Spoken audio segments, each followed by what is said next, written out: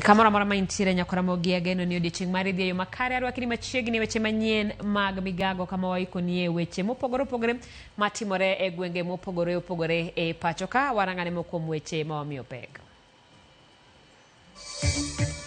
Duol matayo yiero e pacho ka IEBC owacho ni gidwaro maromo shillings bilion 61 ne yiero mar 2027. Weg ot mar Stima Plaza onyiso gavana ma kaunti ma Nairobi ogol take mbele apise kendo many yore mamoko mag loso weche.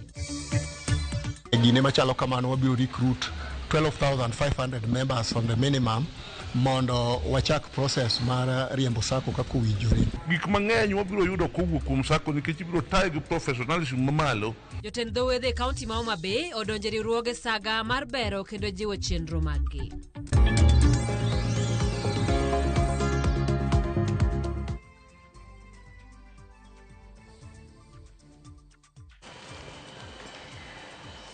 Kaka pile tudi koda namba mar ote machuok en 236 kao kamano bende wayudore e mbui mopogore mag oganda yudwa achiel kachiel e mbui mar Facebook yudwa e mbui mar Instagram bende wantiere e mbui mar X kachiel koda mbui mar TikTok nyinga Simfros Okinda.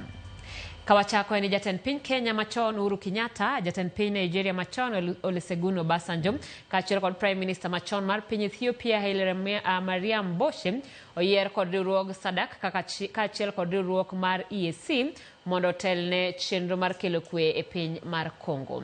Yauteno manochwal ne ute fwambo bende oyango ni romo biro bedo tarik 28 dweni mabiro yorie kod jodite mopogore opogore mabiro twak e wi okenge mag tieko lwenyno kachiel kod chenro mag kelo kwe e pinyno mosebedo kod lweny kuom kinde. Oteno bende chiwo kwayo ne jogo magore pinyno moting'o jolweny mag M23 mondo chung lweny e kinde ma twak dhi nyime mar keto winjruok. Magi duto timore e kinde ma lipot yango ni oganda mohe 7,000 osewito ngimagi e lwenyno e higani kende.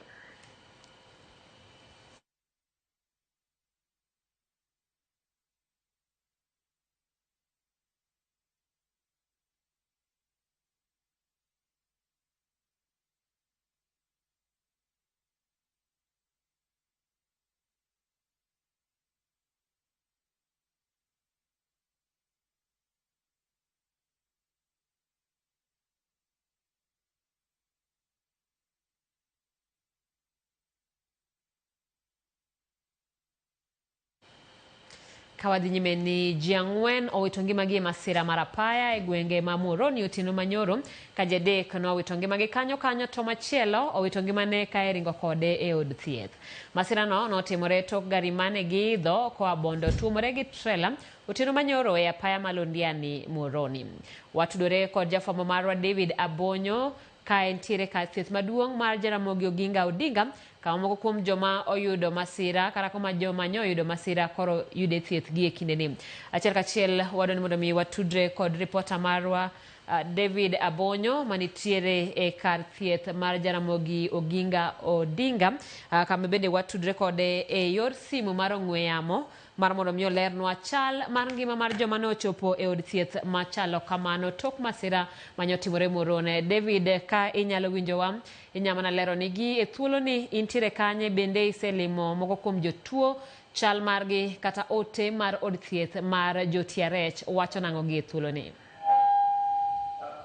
Kamano nyaka sani an kar thieth ma jo TRH kama ne achopo ka mar mondo mi ane ni to situation mar jok mane okel ka joma noyudo masira mar apaya mo okel ka thieth makama. Dwaro marwa mar temo wuoyo gi jok mane oyudo masira makamano mochwalo kar thieth makama oko dhi kare kaluwore ni wayudo ka joma ne okel ka ne gin ji 4 ka nowuok e kaunti ma Muhoroni to kuom hawi marach achiel kuom joma ne okel ka ne otho on arrival ne owito ngimane eka no ochopo ka thieth makama ka 3 kuom mano dong' sani nyaka sani dhi mbele kod yudo thieth ka wawuoyo gi tend osiptal makama kama jatend osiptal makama Richard Lesiampe oleronwa ni nyoro ne giyudo jotuo maromo 4 mane wuok kar masira makamano ka achiel kuomgi ne owito ngimane e seche mane ochopo kama mondo mi oyud thieth ka 3 mamoko manodong' to nyaka sani osetimnegi pim mopogore opogore mag lab ka nyaka sani gin e bwo thieth mag jochiw thieth mar osiptal ma kama. Koro nyaka sani mane wach ma wuok e tend osiptal ma joita rech kae kama nyaka sani koro jotuo adek kende pasani pod imedo gi thieth e osiptal ma kama. Erokamano. Erokamano Nyabonyo, kang'eyo ka chal kata gimomiyo gima ne nyalo kelo masirano osewachi kata joneno ponono ni nitiere, lero ni ang'o mane nyalo kelo masirano Otieno Manyoro? Okay, masirano mane en e kinde mtoka mane wuok nyamburko mane wuok e gwenge ma Bondo ka ori Nairobi, kama ne girade gi mane gi trailer kata truck mane wuok e gwenge ma Nairobi kochomo gwenge ma Bondo koni. Koro masira ma kamano mane we ka ji dhano maromo 11 ne otere kuonde thieth mopogore opogore e kaunti ma Kisumu kar kaeni, ka ang'wen kuomgi mane ochwal e kar thieth ma joita rech, to waseyudo chal margi ka nyaka sani inyisowa ni jomoko kendo mane oyudo hinyruok maromo 15 mane oter kar thieth ma Muhoroni Sub County Hospital ne oyudo thieth kende ne ogol mo odhi pacho, ka moko 8 mane oter kar thieth ma St. Vincent Mission Hospital mayudore Muhoroni bende olernwa ni nyaka sani pod dhi nyime kod yudo thieth e osiptal ma kamano, ka koro nyaka sani gima wayudo ka ni ji 4 iwachonwa ni ne owito ngimagi kanyo kar masira ma kamano kae, koriwore gi ng'at achiel mane owito ngimane kochwale kar thieth ma Jaramogi Oginga Teaching and Referral Hospital, ma koro kelo kwan joma osewito ngimagi kotenore kod masirano mar apaya chopo ji 5 nyaka sani.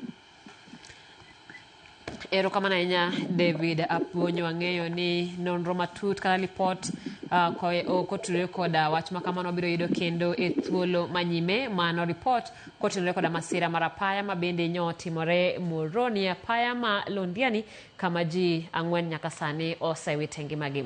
Kopogore koda mano, wadhi nyime kama migawo mar somo chano bago romo mag twak e wi rang'iny mar somo mar lai mar CBC. En twak mibiro bagi e counties duto 47 e wi okenge mosego kod CBC, berne kod kaka jopuonjre olony kode. Twak ma kamano biro bedo e wi chal mar keto e tim lai mar somo mar CBC, bende biro chiwo thuolo mar nywako pach jokanyo e wi chike manyien mabiro tayo somo e senior schools. Jokanyo sektano bende biro tiyo kod thuolono mar rango okang' mosego e ndiko jopuonj kod kaka tiegruok mar jopuonj mag CBC dhi nyime. Ageta mar twak ma kama en ni mondo oganda ong'e matut e wi kama CBC ochope kod kamochomo. Pach jokanyo e wi lai mar CBC kod bero tudruok e kind jokanyo sekta mar somo mondo CBC otim maber. Twak ma kamano biro timore kind tarik 9 nyaka 15 dwe mar adek higani, tok koseyange e pacho ka ma ibiro tim tarik 7 dwe mar adek bende higani.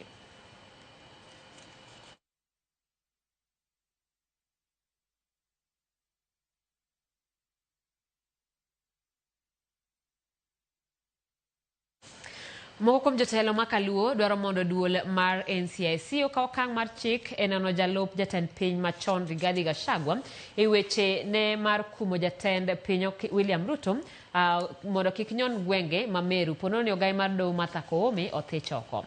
Jotelogo wacho ni chike ma pachoka oyiene ng'ata ng'ata mar wuotho e pachoka ma onge rageng' moro amora, ka gimedo ni weche ma kamago gin mago makelo sigu e kind oganda. Can't threaten a whole president. And that is why we actually impeached this guy. Because he has stratified our nation to the extent that he's saying there are areas you cannot go and there are areas you can go to. All of us belong to this country. We can go anywhere, anytime, any day. I can even build my home in Wamunyoro and nothing will stop me. So you can't threaten people. Those are very, very reckless utterances that should not come from somebody who calls himself a leader. And you cannot threaten everybody, my friend. You cannot. Even in this place of ours, Turuaka, even when we have been on the trenches fighting against past administrations, there's no single day that We told any sitting president not to step their foot here. Jaod bura ma Naivasha Jane Kihara ogolo sir mare ne ogai mar doho Martha Koome kotenore kod dwaro mar thiche oko mar apisi. Kihara osemo piny owacho e midhiero mokwako Koome. Ma ibiro kalore kod wach mane jalup jatend piny machon Rigathi Gachagua osemo go jatend piny William Ruto kotude kod wach thicho Koome e apisi. Kihara wacho ni ok gibiling ka siasa kara ka jo siasa gore kod doho ahinya jatende weche motenore kod siasa ma ok owinjo bedni mien apisno. Omedo ni odhiriwore kod jotelo mamoko mar chwalo sir ne ogai mar doho Koome.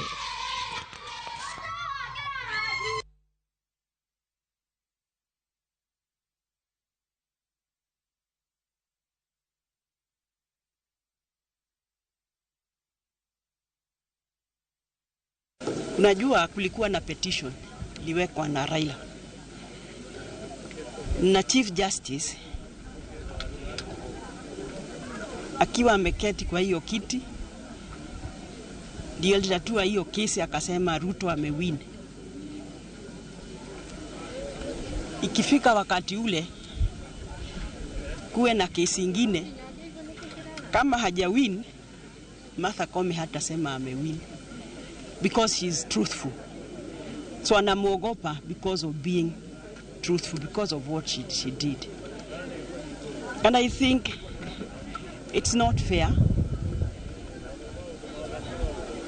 kutumia kiti ama ukubwa wako kuhangaisha Martha Koome. Hangaisha ni ya 2027. Sasa anataka kuweka mtu wake pale because anamuogopa. It's not because she has done anything.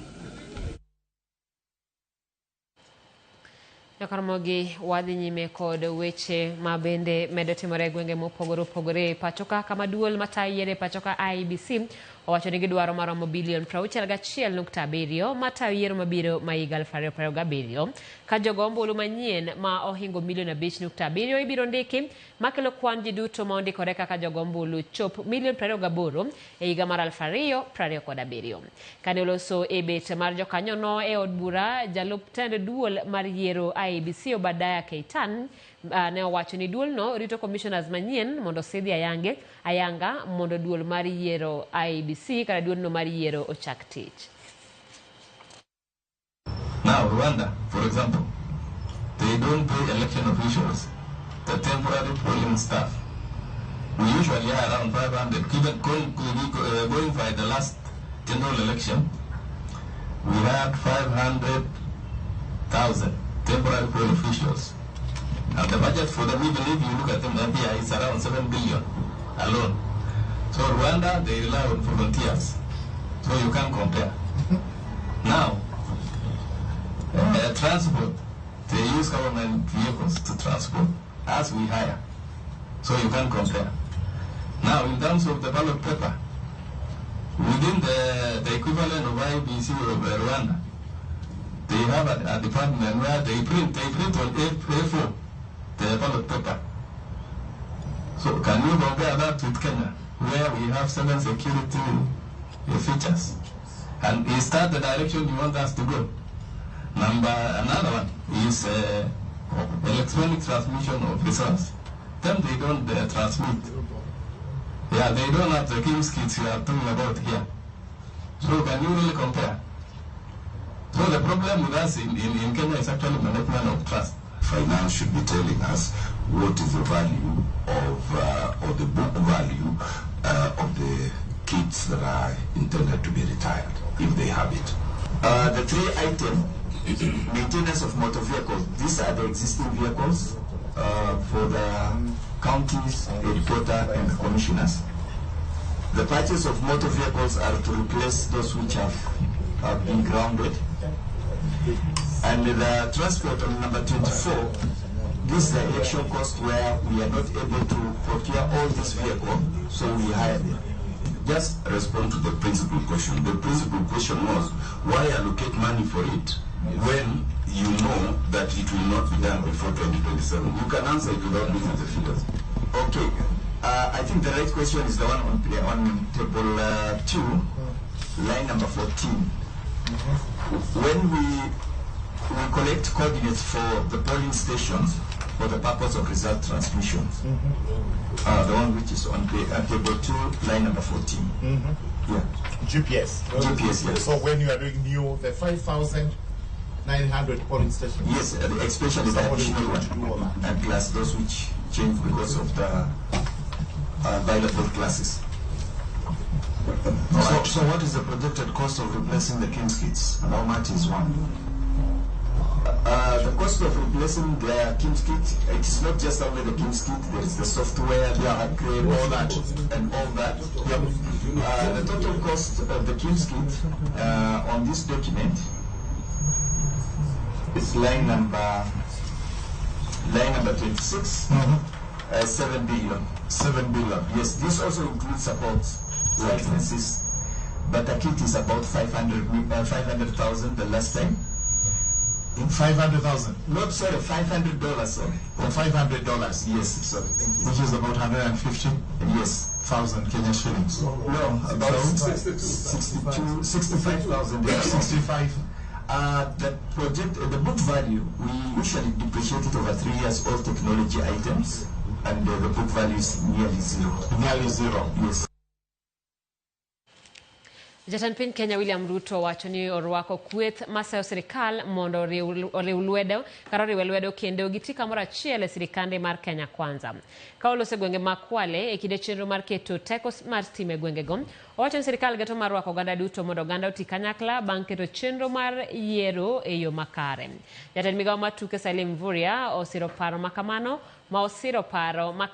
kowacho ni parono biro konyo e bero chumi ma pachoka kaachiel kod chumi mag oganda makadho wadh nam chumbi ma osedong' chien e weche dongruok.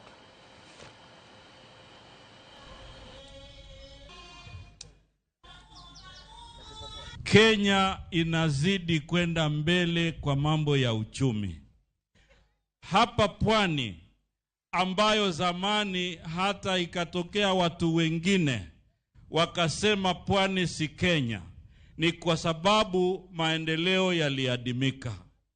Lakini hivi sasa kila mahali, kwa mji, kwa kijiji, kwa kila sehemu, kuna mradi ambayo Mheshimiwa William Ruto anahakikisha unafika. Mambo ya uchaguzi tulimalizana nayo. Mimi nimekubali ya kwamba tutengeneze serikali ya kuunganisha Wakenya wote. Hata wale walikuwa upinzani, tumekubaliana na wao wakuje tufanye pamoja. Ndio tuendeshe Kenya pamoja, kusiwe na ubaguzi, kusiwe na wale wamefungiwa nje. Sisi wote tuungane kwa pamoja.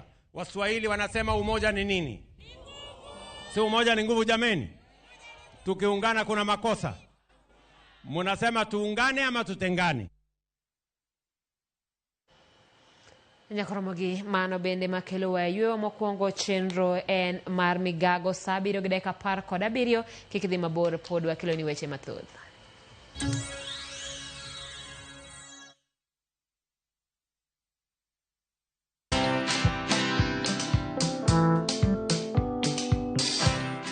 Mabrother, chekini story fulani la penjuzi mtani record manze. Lakini bro, kazi itakuwa tu ni kujaza simu na hizi mavida. Ai, kujinice tu kaka. Mwananchi gani huyo anarada medali ya pesa? Leta tenje ni kushogilia tutaomoka. Citizen Digital wako na platform fulani kwa site yao inaitwa Wananchi Reporting. Hapa unaweza tuma story yako kwa website yao ama kwa app yao ya Citizen Digital. Na kama hiyo process ni ngumu, unaweza tuma story kwa email yao, WhatsApp number ama uitumie kama SMS. Alafu gani napataje bro? After story yako imepublishiwa, hapo ndo una receive 1000 kwa simu yako. Bro, au umenichanua.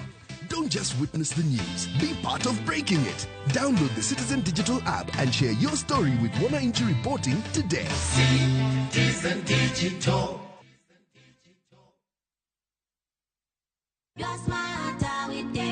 Introducing the Smarter Bundle. Bundle imetosha. 30 GB monthly data, yani 1 GB daily. 400 minutes talk time to any network and free Airtel to Airtel. 100% rudishiwa on Airtel money transactions, bank to wallet, pay bills, and agent withdrawals. Subscribe to the Smarter Bundle today. Dial *544# or visit My Airtel app. Airtel Smarter Bundle. Browse, chat, call. Airtel Money. Airtel, a reason to imagine. Are you ready for your ultimate bucket list adventure?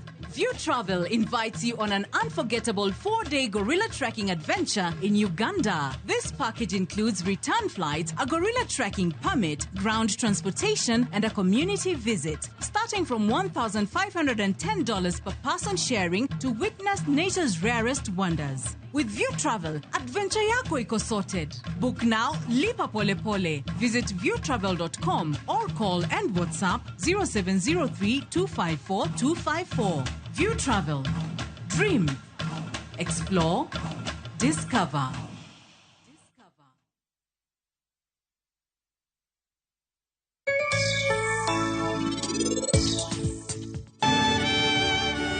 Chal ka gima iniluwa. Anie tipo mari seher. Ere kaka nyalo bedo mabor? Omiyo anadwa penji kaponi ini yie koda seher. Grand prize won! Win big with the WRC Safari Rally 2025. Revisha and feel the roar!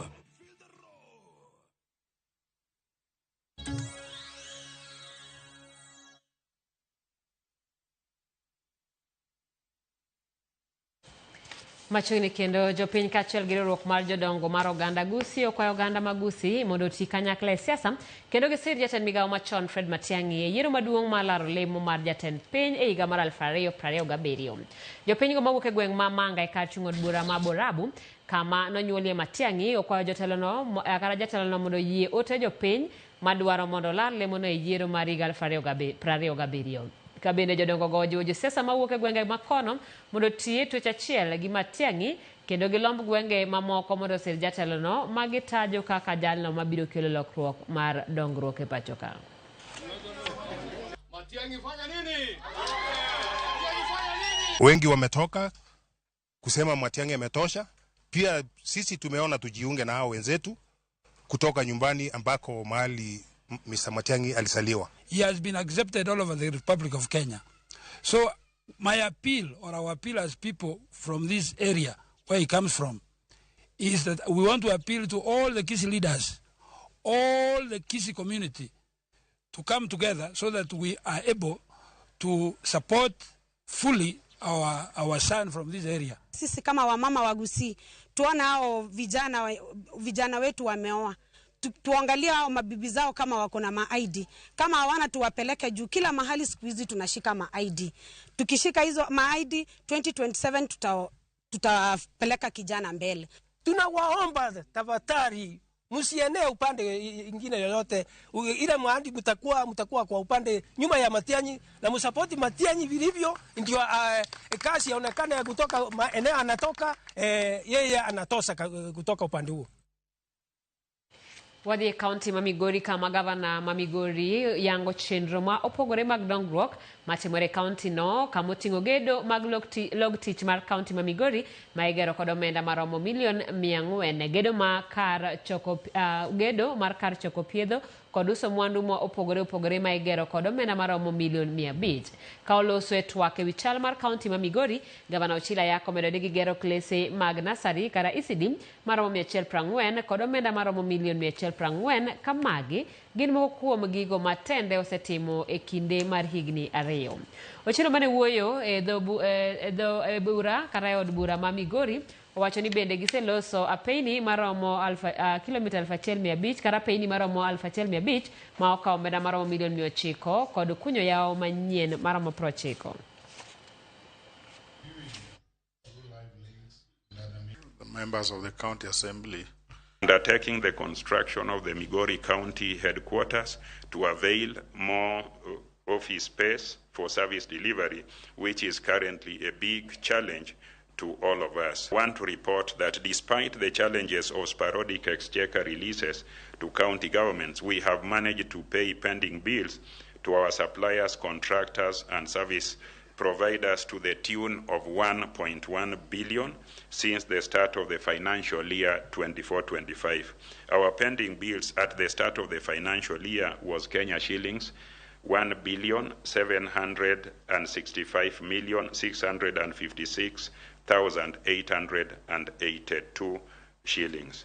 So far, we have paid a total of 1,116,462,751 shillings. We have established Migori County Revenue Authority through an act of this assembly to strengthen our revenue collection efforts to boost our own source revenue. Gikone to riwruok mar lakteche ma pacho ka MPDU oketo koge winjruok ma kanyakla more kaka collective bargaining agreement kara CBA kindgi kod osiptal maduong' mar Moi. Kagilose kinde chenrono mar keto kogno, apisa maduong' mar osiptal ma Moi Laktar Philip Kirwa kaachiel kod jagoro maduong' mar MPDU Laktar Davji Atela owacho ni ma en giko mar ng'anyo mar jochiw thieth e od thiethno. Jotelo ariyogo koro dwaro sirkal mondo oket makare okumba mar thieth mar SHA kaluwore ni jotuo mamanyo chenro mag thieth ni kod midhiero kaluwore ni okumbano ok konygi kaka owinjore. Today we have the opportunity to sign our CBA and I want to really thank KMPDU for the support that they've given us as we negotiated this to this point that we've agreed on all the things that were still outstanding. This is now the second time in 2 years that you're coming back to sign a CBA in Eldoret. We signed a CBA on in the year 2022, October, which SRC refused or failed to give us a letter of no objection. As a union, we went to court, and it's out of the court struggles that this particular day has actually materialized. Add and also remind the new SRC team that the purpose of SRC as a team is not that it is a union for the government. By taking an approach of being akin to a union for the government, SRC has led to a lot of bickering and industrial strife that has scared away even potential investors in this country. SRC should, in essence, work together with the labor industrial players to make sure that the labor industry is smooth. Jolupo e kaunti ma Homa Bay koro chako riwruog saga margi mageto jologi e chenro mag lupo magitime dho wedhe mopogore kaunti no. Mae bende giwacho ni dhi konyogi tieko moko kuom midhiero magikaloe e kinde magidhi nyime gi chenro mag lupo e alwora mar Nam Lolwe. Ali Abich ni kod mathoth. Kaunti ma Homa Bay ne kod wedhe maongo 140 machendo mag lupo osebedo kadhi e nyime kendo ne kod jolupo mathoth mayudo konyruok margi kaluwore gi chendo mag lupo magisebedo ka gitimo e alwora mar Nam Lolwe kaka yor neno ni jolupo yudo konyruok margi kokalo e chendo mag lupo magisebedo ka gitimo. Telo mar dho wedhe kaunti ma Homa Bay ne ochako riwruog saga mageto jolupo manyalo miyo gi thuolo mar bero sekta mar lupo e alwora mar Nam Lolwe. Chakre week machakore tarik 10 wabiro bedo gi thuolo mar ringo oko kendo timo mass membership recruitment e sub counties wa ma oluoro dho nam duto. Ka wang'iyo ni gine machalo kamano wabiro recruit 12,500 members on the minimum mondo wachak process mar riembo sako kaka owinjore. Riwruog sagano ma ong'ere ni Homa Bay County Beach Management Unit Network Sacco geto ndiko jolupo ma kwan gi 12,000 e dho wedhe ma opogore gi dwaro mar jiwo chenro mag lupo kod miyo jolupo thuolo mar yudo kama ginyalo time kungo kod hola mar bero ngimagi. Biro konyowa achiel e tego nya mar sako marwa ni. Mar ariyo bende biro konyowa e yudo manyonge ma wanyalo timo go administration kwa dhi mbele, to bende biro konyowa e neno ni wa establish sako yo mowinjore mondo sako ni ochak wuoth koro konyalo holo ji pesa to kendo kungo bende nyalo timore. Mano biro tego wa kabisa kendo biro miyo wabedo gi chenro mar yudo kata gigewa mag lupo e nengo maber. Wabiro yudo puonj kaka wanyalo bedo gi arita maber e nam. Gik mang'eny wabiro yudo kowuok kuom sako nikech biro tayo gi professionalism mamalo. Nitie joma koro wabiro poch koa oko e sectors mamoko mosomo weche mag finance mabiro tayo nwa sako ni. chenro mag lupi alwora mar nam Lolwe osebedo kod midhiero ma opogore kama oting'o nok mar rech, masiche mathoro juko jolupo e kinde ma gidhi nyime kod chenro mag lupo, kaachiel kod sand ma jolupo matiyo kod nam Lolwe osebedo ka yudo ka owuok e lwet obila ma piny Uganda. Gino ma giwacho ni nyalo dok chien ka jolupo yudo teko e riwruog sagano manyalo miyo gichako kata chenro mar pith rech kendgi giwegi. Miyo Dhombogo luongo ni wadwa transform beach management units into economically viable units mondo mi gikonyre kendo gibed jok manyalo siro wechegi manyalo kelo nigi ohala. Mae momiyo SACCO e platform achiel mo identify madhi miyo jowa bedo gi financial discipline. Ginyalo kawo pesa gi gisango kendo wanyalo konyogi gi pesa gigo ka gidwaro gi weche mag loan mondo gidongre godo. Mondo wawinjre gi jo bank bende kaka society wani bende nyalo dhi mbele. Mondo janam obed ng'ama ok nyal bedo ni kata ka tonde olale nam to onge kaka onyalo kendo yudo tol mondo chako lup kendo. Waseketo ka migepe mang'eny oseng'eyo ni name kama pesa nitie gibiro ipo ma ng'ato kochung' e buk ni en holo ji pesa. Ali Abich, Ramogi TV, Homa Bay. Ka wuok Homa Bay wadhi nyaka e kaunti ma Nyamira kama japuonj moro ma wuok e skund sekondar madundo e kaunti ma Nyamira sani dhi nyime gi yudo thieth e osiptal moro ma ji giwegi e boma Ikonge ka e chich japuonj maduong' mar skundno nyogoye wirani nyo ochope skul modeko. Dickens Omenda, japuonj maduong' e skund primar ma Nyanchoka e gweng' ma Bomwagamo e kar chung' od bura ma Mugirango North, iwacho ni nyomolo kuom Vincent Onyancha ma en achiel kuom jopuonje skundno kendo goye e kinde mane en e klas gi jopuonjre. Ka giloso gi jofwambo e boma ma Ikonge, tend riwruog jopuonj mar Kupet okodo mager tim makamano ka giwakwayo duol mandiko jopuonje Thurka TSC mondo kaw okang' mar chik ne japuonj maduong'no kapok jopuonj duto ma Nyamira obago ng'anyo. Jata chenro mar TSC e kaunti ma Nyamira Eric Magako yango ni oseyudo wach kendo nonro dhi nyime. Tumechelewa kidogo kufika pale, nikaingia darasani grade ya 8 nikaanza kufundisha. All of a sudden nikasikia slap zikiniangukia. Kwenda kuangalia nikapata ni head teacher. We are shocked that in the 21st century a head teacher can assault a teacher while teaching. No one is under any circumstances is allowed to assault a teacher or any other human being. As a union, on behalf of our teachers across the county, we are demanding that the Teacher Service Commission immediately relieves that head teacher his responsibility from that school. Counties duto mapacho ka osechoko gope turi mamiyo omenda magiyudo ketie chenro makare. Ma ilore kod lipot ma owuok kuom apis janon buge piny owacho Margaret Nyakang'o ma bende lero ni gope moko osedak kuom higni mathoth kapok ochul. E kaunti ma Siaya, gope mag mwandu kod tije ma osetim to pok ochul romo siling bilion 1.1. Osara ma pok ochul jotije en siling milion 209 ka gope mamoko ma pok ochul gin siling milion 70. Gope goduto ka oriw romo siling bilion 1.4. Mae na taro mar chike matawo chudo mag omenda manochuogi e higa mar 2020 madwaro ni ka omenda nitie kendo oseor kwayo mar chudo makamago onego bed ni chulo gope go kapok ndalo 60 rumo. Thoth gope gin mag sekta mar gedo mar apeyni kod gedo mamoko e kaunti no kaachiel kod tenders mag chiwo mwandu ne kaunti ma osechokore 2015 nyaka 2023. E kaunti ma Kisumu, chal mar kaka pesa otiyo nyiso gope mapok ochul maromo bilion 2.3. Kata kamano, nonro mar omenda yango ni gope mapok ochul romo siling bilion 2.74.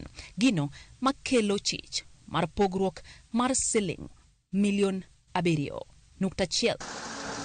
Bende Auditor General yango ni chenro mag chudo mano ochiw mondo mi otim negi nonro ne oweyo oko gope mag udi mag apise moko maromo siling milion 27.4. Ewi mano, nitie gope maromo siling bilion 1.4 mano owinjo bed ni chulo kapok okadho tarik 30 dwe mar 6 2024.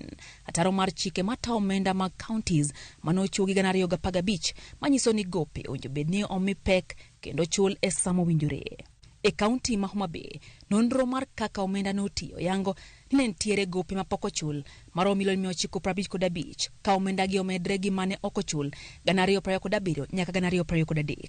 E hiko omenda 2023-2024 gope mane ok ochul ne romo bilion 1.1. Gino makoro kelo kwan duto mag gope ma kaunti nigo nyaka bilion 2. Kata kamano, tend kaunti no chulo milion 861 kama koro keto gope ma pok ochul e siling bilion 1.19. Auditor General wacho ni gope ma odong' pok ochul go odhi ataro mar chike matayo chudo mag gope madwaro mondo mi chul gope go e samo winjore. E kaunti ma Migori, gope ma pok ochul romo siling bilion 1.7, ma bang' gope ma romo siling milion 722 nochul. Kata obedo ni sama no winjo chulgi ne osekadho, gino ma Auditor General wacho ni odhi ataro mar chik madwaro mondo mi chul gope e sa mowinjore. Obila mathika ondhiyo nyamburko moro ma noting'o gunde 7 mag njaga ma nengogi romo silings milion 5. Kata kamano, kaluwore gi komanda mar obila Mathika Sub County Lawrence Muchangi, ji 3 manoidho nyamburko noringo ma olal. Muchangi olero ni ne gitimo apedha moriwo obila kod oganda ma jodak e alworano mane oriko osemonjo kar dak ma Kiganjo ma ong'ere gi ohand yedhe mamero ji ka gigeto ja ohand yedhego ma umbe lach kendo osebedo ka imanyo gi obila manyo yange ni jagono ne osemaki ma owe thuolo e kinde mokalo. Kata obedo ni osebed ka imake kamano, jagono osebedo ka wuok gi bond kendo dhi mbele gi timo ohand njaga e alworano. Obila kwayo jopiny mondo go ripot ponono ni onene nyamburkono odine tesend obila ma Kimuchu. Ilikuwa imewekwa kwa gari aina ya Wish, gunia 5 kubwa na gunia ingine 3 dogo, zote kama zimejaa bangi. Washukiwa waliweza kupotea, lakini tulipata hiyo bangi pamoja na gari, tumeweza kuipeleka kituo cha Kimuchu Police Post. Yenye tulipata ni kilo 265, yenye inakuwa approximated to be worth around 5 million. E kaunti ma Nakuru eni jopur mag ngano mawuok e kaunti no dwaro sirikal mondo wek nyiewo ngano kowuok e pinje maoko ma giwacho ni hinyo jopur mag ngano ma pacho ka ma sani onge chiro mar mwandu no. Ka gilose boma ma Nakuru e kinde romo mar twak ewi midhiero ma gikalo e kaka jopur, giwacho ni koso chiro oketo gi kama tek ahinya kod chulo gope mane gikawo mondo konygi e chenro mar pur. Bende giwacho ni ponono ywak margi ok owinji kod sirikal biro chunogi mondo gidare pur mar ngano kendo gidog e pur mar cham mamoko mondo giyud kaka ginyalo konyore bang' chamgi kethore e dero.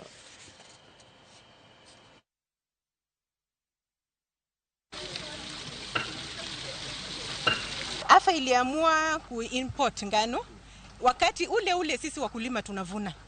Of which hiyo inatupa sisi uchungu sana because tunafanya kazi nchi yetu inunuliwe ngano yetu tupate kuboresha kilimo ya Kenya, chakula watu wapate na sisi wenyewe tupate mfuko yetu. Alafu unabaki na ngano yako kwenye store. Kuna watu wana ngano kwenye gala zao ya 2024 hawajauza, wameshikilia. Because we don't have anywhere to sell our wheat, we expect raw production of wheat because we are going to lower the acreage. If I was doing 100, I will do 50 because I don't have money. And this money, we will get it from the bank because you invested all your money during the last year season. Now you don't have the money, you have to go back to bank and at least look for a loan for you to go back to the field. Mkulima akienda kwa hasara, tutawezaje kuendelea na hii ukulima wa ngano? Ndio sababu sisi wote watu wengi wetu tumesema sasa ngano hatuwezi. Lazima labda uende kwa mahindi ama maharagwe ama viazi. Obile kaunti ma Homa Bay osechako timo nonro ewi nek mar jabodaboda moro ma ichich ni nyocha onegi kaeto jwang' ringre otogoro mar minyaga e tok chiro soko Mjinga e boma ma Homa Bay. Ringre Fred Obade ma oyudi gi johala kaleo ewi pi minyaga manie tok chiro no bang' kane olal giko dira mokalo. Jafwambo mar Wali Abich miyo ler mar wachno. Okinyi ma kawuono jopiny kaachiel kod johala e chiro ma soko Mjinga e boma ma Homa Bay ne obedo kod buok maduong' bang' kwanyo ringre jabodaboda moro ka ojwang' e otogoro mar minyaga manitie tok chiro ni. Jago ne wacho ni ne owuok dala gi giko dira mokalo kendo familia mare osebedo ka manye bang' kane orem dok dala. Ka okinyi ma kawuono jopiny ne obedo kod buok maduong' bang' yudo ka ringre lewo e pi minyaga ni. Kijana ni nyoro wamanyo nyoro chakro okinyi nyaka godhiambo.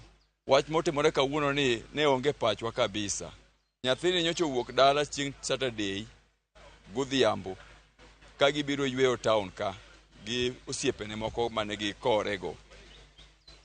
Kasto osiepenego kanyoro wapenjogi to ginyiswa ni nyathini nowuok owegi kuma ne giyweyo. Omiyo wan wakawo mana thuolo mar nyiso sirikal mondo otim uchunguzi maber mondo wang'e ni jok mage monego Fred. Kech nyathini komokwanye ni nenore ni no gigoye kumoro kasto gibiro gibole ka. Jopiny manokwanyo ringre rawerano wacho ni ringreno ne ofweny gi jaohala moro ka olewe wi pi ka giwacho ni gin kod chich ni rawerano ne onegi kamoro machielo gi jonjore moko mapok ong'e mane oting'o ringre modhi ojwang'e kar minyagano. Ne ambe a patrol e chiro kae to bang' dakika moko madirom 35 kamano tayudo sime kowuok kuom members wa mag chiro. Negi kwanyo body moro e drainage moro ma tok chiro soko mejenga kae. Koro ambe ka biro mondo achuo mabedo witness maneno ka body ni kanyo. Tagocho ne chief ka informe gimotimore. Mwawinjre kode ma chief obiro area mobiro moneno witness. Ok wawinjo kwa mor gi wachni. Winyo no negi to kel mana kama watika. Jogo matimo ohala chiro masoko mjenga wacho ni kar minyagano koro osekwanye ringre madirom adek midhi tibolo kanyo ka giwacho ni jonjore tiyo kod thuolo mar wito ringre kanyo endo kaluwore kod rach mare kane gikwayo sirikand kaunti mondo yolose kar minyagano. En kama osebedo ka mae nek ok nek mokwongo nyathiwa ma nyako notho loka cha notho modhi moro be anda tho gi bathe kocha ogula no muomogo. Koro wakwayo kaunti government okanyalo maka wacho gino ni gibi gilosnwa gini gibi gilose mondo gidine by next week dango kwa inyire to jimedo to wange mabiro chalo kaka Nairobi manche ni nyumba ji kama chiegni to jokong ni nego ji gini nyalo duok medore ka ma ji nyalo medo kendo ngowa nyumba jomoko ka kako sen wange ni kar bugo ni ji biro medo nyumba dak gibi gilornwa gini ka adwa bedo kar nyumo jomotho ogeng'nwa go odinwa ka olosnwa daraja kata pod obedo ni chiro pod iloso ok tam wang'a yo ni losore. Nek makoch majari mapiko ni endio kelo kiondogo ne jowala matimo wala soko mjenga kainde kod alwora mare ka gidwani mondo sirikand kaunti omany kaka loso bugo mar minyaga ni endi magi wacho ni osebedo ka kelo pek e alwora machiro ni. Alia Beach, Ramogi TV, Homa Bay.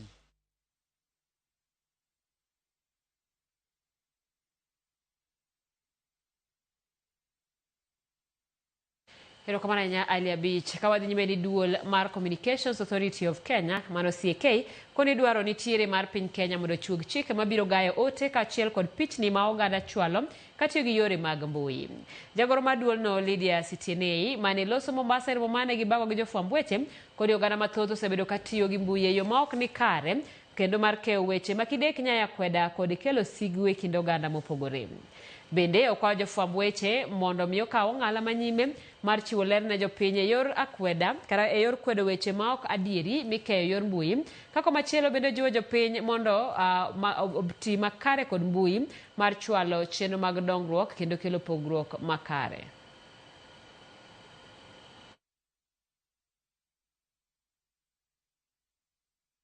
We foster a safe cyberspace, enhancing trust in digital services. In addition, the Child Online Protection Initiative, in collaboration with stakeholders such as the Department of Children's Services, Kenya Primary Schools Head Association, and the Ministry of Education, to equip both children and their parents or guardians and teachers with information and skills for productive and safe internet use.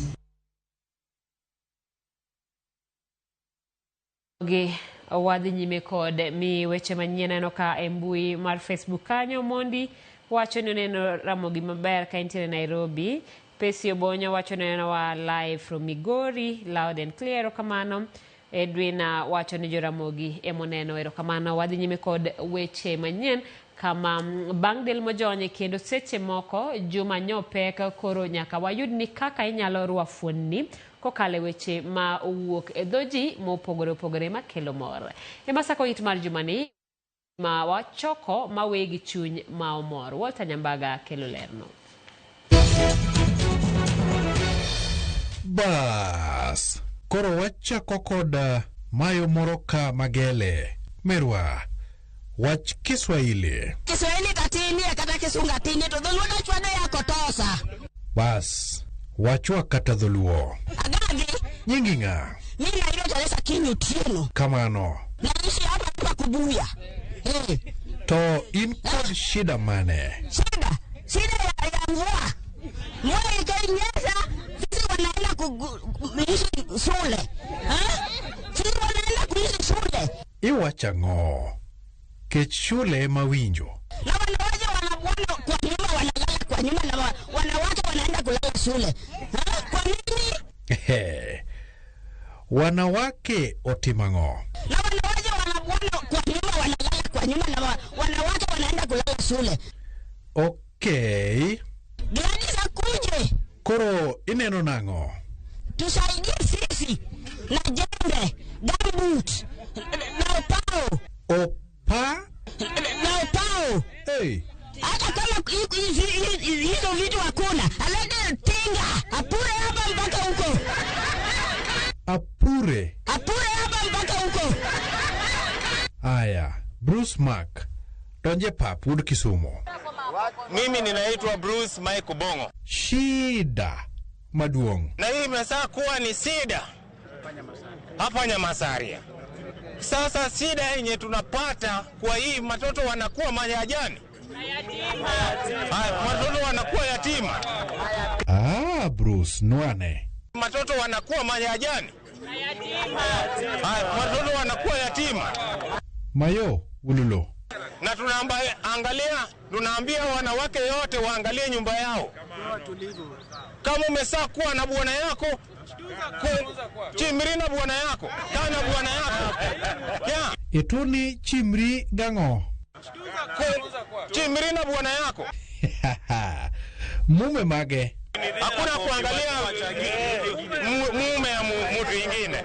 Mimi gini tek jokama okebe moro nigi oteka. Omiyo walokuru pachwa, wan joma chuo. To joma mine to? Joma mon bende nyaka bed gi maber, joma ber nikech ogi kama koro. Dhako ndiga ma kiyengo marach to ng'ato nyalo kawo. Nang'o? Dhako ndiga ma kiyengo marach to ng'ato nyalo kawo. Okay. To machuo? Kawuono war joma chuo, kuyengo wa marach joma mine. Ng'ato nyalo kawo, yes, nikech ok diketa dichuo. Yaye wuod Nyawasaria, ikoni dichuo en ang'o? Kawuono war joma chuo, kuyengo wa marach joma mine. Ng'ato nyalo kawo. Aol kodu kare wadhi Homabay kocha. Awinjo ni adipo wuono kuome. Nyoloyo e dance floor. Mama kamu wa makamu. To kod Raymond Omolo. Gi Wandai bende. Uting'o badgi malo. Adipo. Kao pap ud karachuonyo. Mago e masako it gi Walter Nyambaga. Erokamano ahinya Walter Nyambaga kuom masako it warit kendo chenro makamano e juma manyien. Ka wadhi nyime ne ywaruok medore e kind kaunti ma Nairobi kod kambi mar teko stima mar Kenya Power e gope magie sani riwruok mar NEMA onyiso kaunti ma Nairobi mondo gol taka mane giwito e mbele apis mar Stima Plaza. Maeto kaunti ma Nairobi ne puko taka go nyoro to kambi mar Kenya Power ng'ado negi stima e wi gope. Wature kod reporter marwa Chris Owino achiel kachiel e yor simu mar ong'we yamo mar mondo miyo lernwa ni ywaruok makamano ochopo gi kanye. Chris, ka inyalo winjo inyalo nyiswa ni to gi e thuolo ni kaunti ma Nairobi osegolo taka kosepo nono ni taka po nitiere nyim apisi mar Stima Plaza. Wach mane kata ywaruok mane mabere sani koro dhiyo nyime e kind telo ariyogo. Chris Owino.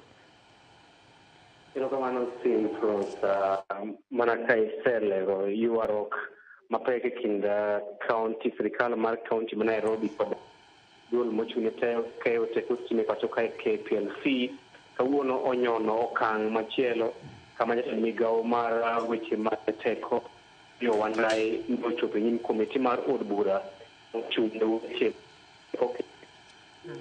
gima ne 10 kaunti ma Nairobi otimo mar dhi olo taka e apisi maduong' mar KPLC e bore Nairobi ne en gino manyiso wachaya kendo dhi ataro mar chik ka onyiso komitino ni onge gowi ma KPLC nigo mar kaunti ma Nairobi kawacho ni county ma Nairobi man kod gowi mar kambi mar KPLC.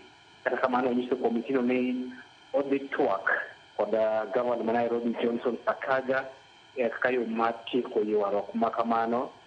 Gino mane okwed mokalo kod jokanyo mag komitino motelne kod Bra Vincent Kawaya kagi wacho ni gikwero Opiyo Wandayi jatend migawo mar teko ni mondo kik tim twak moro amora kod gavana ma Nairobi Johnson Sakaja wacho ma kamano kagi wacho ni tim manye kaunti ma Nairobi otimo madhi olo taka doranga mar log tich maduong' mar KPLC en tim mar anjao tim ma ok onego bed ni imiyo thuolo ni itwak kodgi kabende gikwayo migawo mar teko kaachiel kod kambi mar KPLC mondo odhi oter wachni ka obila mondo oneni jogo duto mane otimo tim kama omak kendo kaw negi okang' mager.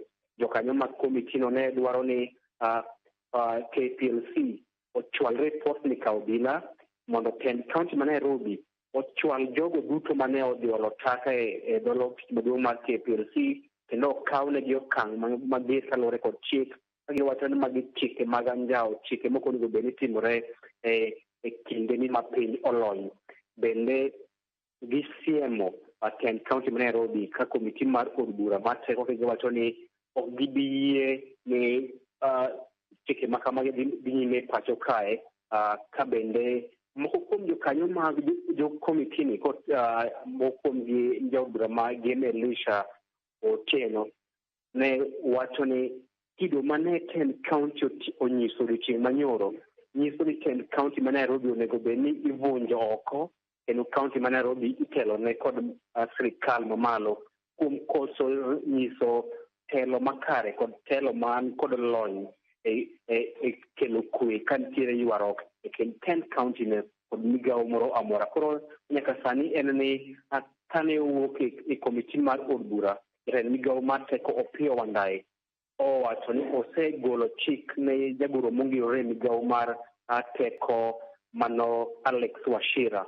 mondo o report wachni tend obila ma Nairobi mar mondo okaw okang' ne tend kaunti ma Nairobi kuom tero taka e log tich maduong' mar kambi mar KPLC. En wach mosekwed kendo moko kuom MCS moko e kaunti ma Nairobi bende osekego ne kendo kwedo okang' ma kamae. Koro warito kapok watieko bende gima ok nyal wilgo en ni komiti mar od bura mochung' ne teko osingo mar luongo tend kaunti ma Nairobi nyim komitini mar mondo giler ne jopiny to ang'o mane omiyo gidino udundu mag keyo minyasa siwage magi kaunti ma Nairobi magi kambi mag PLC kaachiel kod keyo minyaga kaachiel kod taka.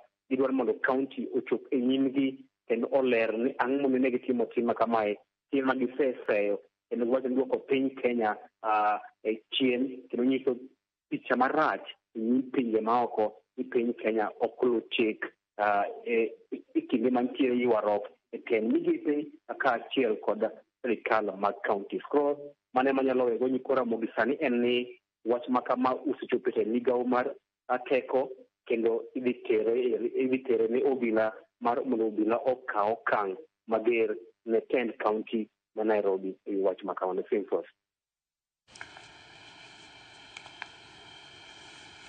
Erokamano ahinya Chris Owino kuom nonro kotenore koda ywaruok e kind sirikal mar kaunti ma Nairobi kaachiel koda kambi keyo teko stima mar Kenya Power kaluwore koda ywaruok mag gope ma Kenya Power wacho ni sirikal mar kaunti okosebedo kachulo nonro maler mar lipodno obiro yudo e weche manyien mabiro e thuolo mabiro. Kao kamano nyakwaromogi adwa ni mondo mi wakaw yweyo kapok waduogo mondo mi watiek weche manyien mag migago. En saa 7:53.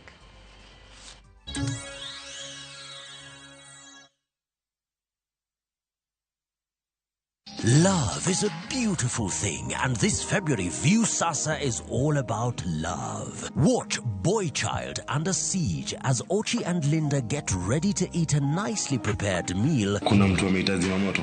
Of course.